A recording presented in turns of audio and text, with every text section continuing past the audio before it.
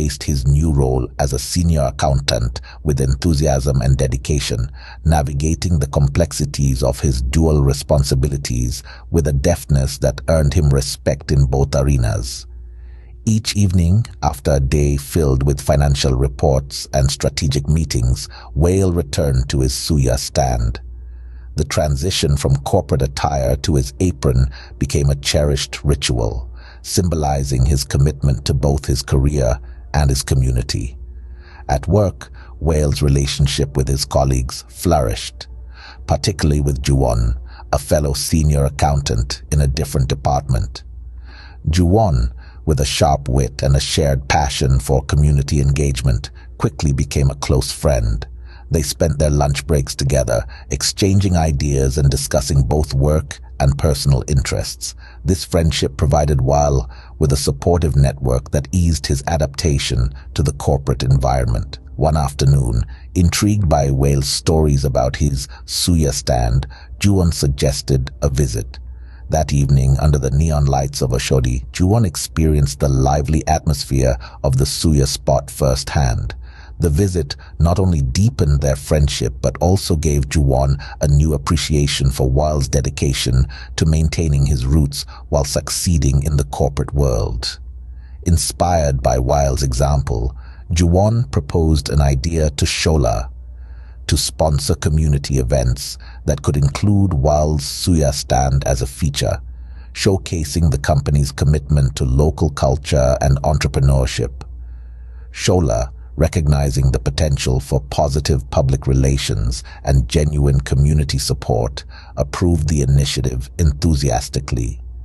This development marked a significant milestone for Wale, symbolizing the successful merging of his two worlds. Not only was he excelling in his role within the company, but he was also enhancing his impact on the community, supported by friends and colleagues who admired his passion and integrity. It was a typical evening at Wale's suya spot, the air rich with the aroma of grilled meat as the last customers of the night lingered over their food, savoring the flavors and the camaraderie that Wale's stand offered.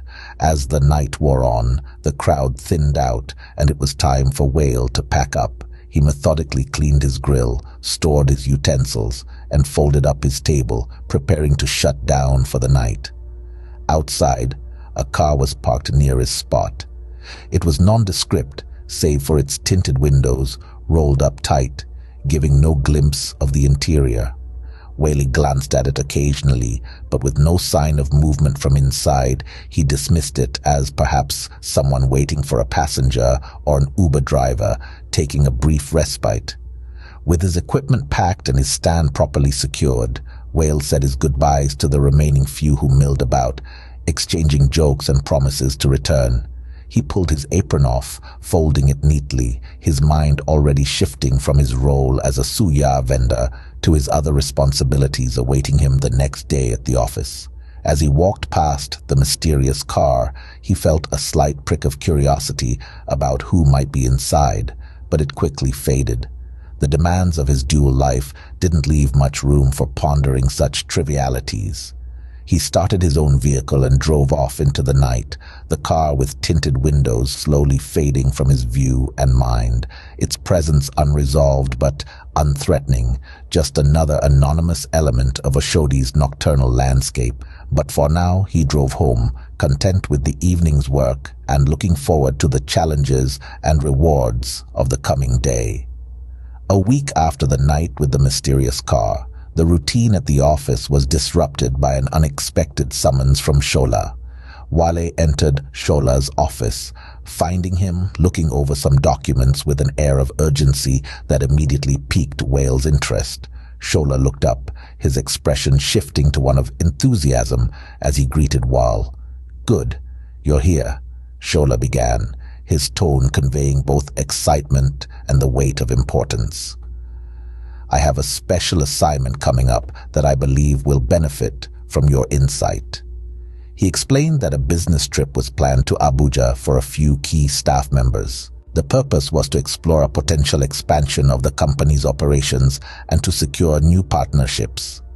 Shola invited Wale to join him, Bud, who was a senior manager with extensive experience in corporate expansions, and Shalewa, Shola's capable and efficient receptionist as PA, while accepted the invitation with a mixture of pride and anticipation. It was an acknowledgement of his growing role within the company and a chance to demonstrate his capabilities beyond the accounting desk.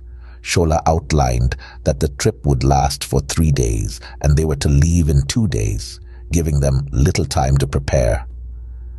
Shalewa will handle the logistics, Shola added, turning to his PA, who nodded affirmatively. She quickly took notes on her tablet, her demeanor professional as she assured, "I'll book the flights and accommodations today and send everyone the itinerary by the end of the day." As Wale left Shola's office, he felt a surge of excitement for the opportunity to contribute to the company in a significant new way. The trip to Abuja was not only a chance to help expand the company's horizons, but also a personal test of his ability to adapt and perform in new environments. This venture promised to bring new challenges and opportunities for growth, both for Wale and for the company he was increasingly proud to represent. Despite the exciting prospect of the upcoming business trip, Wale remained committed to his roots at the suya stand. After a long day at the office filled with preparations and briefings for the trip, he headed straight to Oshodi. His mind was abuzz with thoughts of meetings and presentations, but as soon as he arrived at his suya spot, he was drawn back into the familiar world of spices and smoke. He quickly changed into his apron, the familiar fabric feeling like a comforting embrace. As he lit the grill and the first skewers began to sizzle, the familiar faces of his nightly customers greeted him. Their warm welcomes and genuine smiles reminded him why he kept returning night after night, despite the growing demands of his corporate responsibilities. They chatted with him eagerly, some asking about his day job, showing a supportive interest that touched Wale deeply. The evening at the suya stand was busier than usual. Wale's efficient hands moved almost automatically, turning skewers and seasoning meat, while his mind occasionally drifted to the upcoming trip. Customers old and new lined up, their conversations a mixture of local gossip, personal updates, and occasional inquiries about his business trip. Amidst the bustling activity, Wale found moments of reflection. Each interaction at the stand wasn't just a transaction, but a connection, a reminder of where he started and the community that supported him. This night was a reaffirmation of his dual identity, as both a suya vendor cherished by his community and a rising corporate professional about to embark on an important business trip. As he packed up for the night, Wale felt a renewed sense of purpose. He was not just living two separate lives, but weaving them together into a single, coherent narrative of success and service. This balance of roles provided him with unique insights and grounding, reinforcing his resolve to excel in both arenas. As the night wore on and the crowd at Wale's suya stand began to thin, he started packing up earlier than usual, eager to get some rest before the business trip. Just as he was folding up his table, the same mysterious car he had seen a week ago pulled up again. The vehicle parked with a sense of purpose, and the tinted windows obscured the identities of its occupants. Wale paused, a knot of apprehension tightening in his stomach. The passenger door opened and a figure stepped out, a woman whose features seemed vaguely familiar in the dim streetlight. As she moved closer, the street lamps illuminated her face, and Wale's heart skipped a beat. It was Busy, Shola's recently estranged wife. Her expression was hard and unsmiling, a stark contrast to any memory Wale had of her. Realizing the potential volatility of the situation, Wale braced himself, managing only a small, stiff smile in greeting. Busy approached Wale with determined steps, her eyes locked on his. The usual bustling background noise of Oshodi seemed to fade into a hush around them. "Wale," she said, her voice cold and steady, "we need to talk." Her tone left no room for refusal, and her gaze held a chilling promise of confrontation. Wale nodded, motioning to a more private corner of his now closed stand. As they stepped aside, he could feel the weight of the encounter. Bisi's presence and her intense demeanor suggested that this was no casual visit. "I know you're the one who showed Shola those pictures," she stated flatly, accusation sharp in her voice. Caught off guard by her directness, Wale struggled to maintain his composure. "Bisi, I did what I thought was right," he replied, trying to keep his voice even. "It wasn't my intention to hurt anyone, but Shola deserved the truth." He watched her carefully, aware that his words could escalate or diffuse the tension. Bisi stared at him for a moment, her anger palpable, but her response measured. "You've turned our lives upside down," she said, her voice a mix of resentment and sadness. "I know I made mistakes, but you've no idea the repercussions of your actions." In the quiet aftermath of the evening, with his suya stand dimly lit and nearly packed away, Wale faced Bisi, who stood with a mix of defiance and pain etched across her features. He began with an apologetic smile, instinctively trying to ease the tension. "I'm actually closed for the night, but—" Bisi interrupted him sharply, her voice slicing through the night air. "I didn't come here for suya, Wale." Her eyes were intense, mirroring the gravity of the words she was about to spill. She stepped closer, her presence imposing, even in the humble surroundings of the suya stand. "Do you realize what you've done? You've ruined my marriage. Why did you feel the need to get involved and tell Shola?" Wale took a deep breath, recognizing the importance of handling this moment with care. "Bisi, I understand your anger," he began, his voice steady despite the turmoil he felt inside. "But I believe I did what was right. Shola has been more than just a boss to me. He's been a mentor and a friend. He deserved the truth." Wale's commitment to integrity was unwavering, even in the face of Bisi's evident distress. Bisi's expression softened slightly, her initial coldness giving way to a more pained vulnerability. "Wale, you don't understand all the complexities. It's not just black and white." Her voice cracked a bit as she added, "Yes, I made mistakes, but there was more going on than you could know."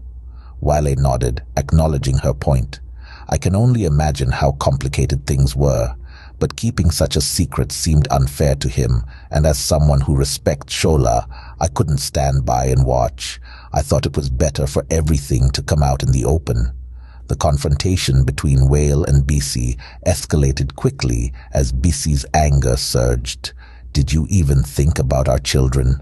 They're overseas, Wale. How do you think this will affect them?" Her voice was sharp, each word loaded with accusation. Her anger intensified as she lashed out further, her insults cutting deep. "And now I see why you stick to selling suya, of all things," she scoffed, disdain dripping from her words. Wale remained calm, his demeanor steady despite the harshness of her words. He understood the pain and frustration driving her outburst, but couldn't condone her insults. Still, he chose to respond with dignity. "Thank you for sharing your feelings, Bisi. I appreciate you stopping by to talk." His polite, measured reply stood in stark contrast to her heated emotions. Bisi's departure was as dramatic as her arrival. With a final, biting remark, "This isn't over, Wale." She turned sharply and walked back to the waiting car. Her words hung in the air, a veiled threat that left Wale uneasy. He watched as she slid into the passenger seat beside the same man he had seen her with before. Their brief exchange in the car was obscured by the tinted windows, but the tense set of Bisi's shoulders spoke volumes. While he stood there for a moment, the weight of the encounter settling on him, he shook his head slowly, his thoughts a mix of concern for Shola and the children Bisi had mentioned, and wonder at the complexities of the human heart. As the car drove off into the night, Wale felt a chill that wasn't from the evening breeze. Bissi's parting words echoed in his mind, a reminder that the consequences of his actions might still unfold in ways he hadn't anticipated. He gathered his things with a heavy heart, preparing to face whatever challenges lay ahead, fortified by his principles but wary of the uncertain future. As the plane ascended towards Abuja, Wale found himself seated next to Shola, the landscape below melding into a tapestry of clouds and earth. The quiet hum of the aircraft created an almost confessional space, isolating them from the rest of the world. Wale felt the weight of Bissi's parting words and knew he needed to discuss the incident with Shola. Turning slightly towards his boss, Wale carefully broached the subject. "Shola, there's something I need to tell you about Bissi," he began, his voice low.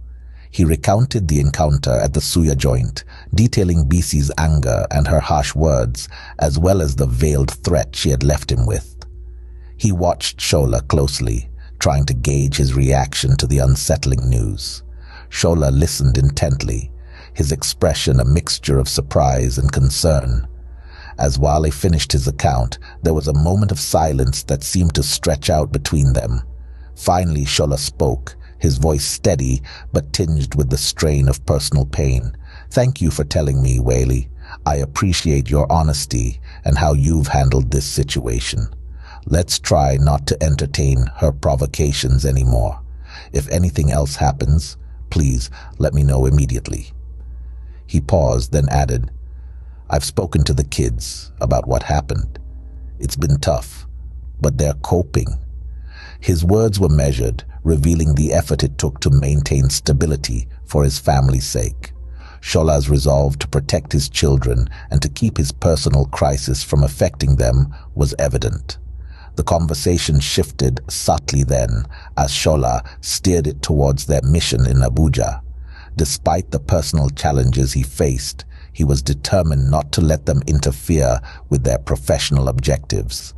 Wale nodded, respecting Shola's strength and focus, feeling a renewed sense of commitment to supporting his boss both personally and professionally as they headed into important negotiations. As the plane continued its journey, the two men sat in a reflective silence, each lost in thoughts about the complexities of life and the resilience required to navigate them. The moment the plane touched down in Abuja, the sense of purpose Wale and his colleagues carried was palpable. As they disembarked and made their way through the terminal, Wale felt a slight tension ease within him, excited about the potential business opportunities ahead. However, this feeling was short-lived. As they approached the exit, a group of security personnel approached them, their expressions serious. Without much preamble, they directed their attention towards Wale, asking him to step aside for a routine bag check. Confused but cooperative, Wale complied, while Shola and the others were asked to wait. The search seemed standard until one of the officers pulled out a large sealed bag of what appeared to be marijuana from Wale's suitcase. Shocked, Wale immediately denied any knowledge of it, his protest falling on skeptical ears. Wale was quickly whisked away to a small interrogation room within the airport, far from the support of Shola and his colleagues. The questions came fast, each one more accusing than the last. Wale repeated his innocence, insisting that he had no idea how the drugs ended up in his luggage. His mind raced, trying to piece together every moment his bag was out of his sight, but nothing made sense. As the interrogation intensified, Wale's phone rang. The officer, seeing the caller ID, read Yakuba, a name Wale had mentioned as a regular at his suya stand, instructed him to answer on speaker. Expecting some form of support or clarification, Wale was instead met with Yakuba's voice casually inquiring, "Wale, did you manage to get it through?" followed by a thank you for attempting to smuggle the weed. The room fell silent as the incriminating words hung in the air, sealing Wale's fate in the eyes of the security team. Stunned, Wale could only stammer out a denial, but the damage was done. Yakuba's unintended confession had implicated him further, and the officers now had what they considered a confession of sorts. Wale felt a profound sense of betrayal, not just by Yakuba, but by the situation itself. He had been set up, and now he faced serious legal trouble in a city far from home. As the officers ended the call and continued their questioning, Wale sat, reeling from the rapid turn of events. His mind raced through every interaction with Yakuba, trying to understand how his simple life selling suya and his recent foray into the corporate world had spiraled into this nightmare. Meanwhile, outside the interrogation room, Shola was making frantic calls, trying to arrange legal assistance for Wale, his worry deepening by the minute. The trip to Abuja had started as a business venture, but had quickly devolved into a dire crisis. In the stark, fluorescent-lit interrogation room, the air thick with tension, Wale's realization of being framed dawned fully upon him. He sat motionless, his mind struggling to process the rapid unraveling of his circumstances. The officers, convinced by the phone call that had just transpired, saw no need for further discussion. Wale's protests and denials, his genuine shock and confusion, were dismissed as the officers finalized their decision. "Wale Onisuya, you are under arrest on suspicion of drug smuggling," one of the officers declared, formally, his voice devoid of any emotion. Handcuffs clicked ominously as they were secured around Wale's wrists, a sound that echoed disproportionately in the small room. Wale, still reeling, felt a profound sense of injustice wash over him.